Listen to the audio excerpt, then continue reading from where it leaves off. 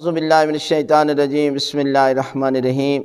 نماز حضرت امام حسین علیہ السلام، یہ نماز 4 رکعت نماز ہے اور یہ آپ کسی بھی وقت پڑھ سکتے ہیں، کوئی حرج نہیں ہے۔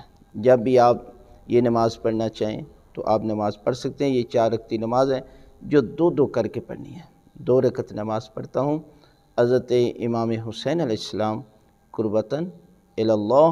سورہ الحمد کو بھی 50 مرتبہ پڑھنا ہے اور سورہ توحید کو بھی 50 مرتبہ، یعنی پہلی رکعت میں الحمد بھی 50 مرتبہ، سورہ توحید بھی 50 مرتبہ، اور دوسری رکعت میں بھی اسی طرح 50 مرتبہ الحمد بھی اور سورہ توحید۔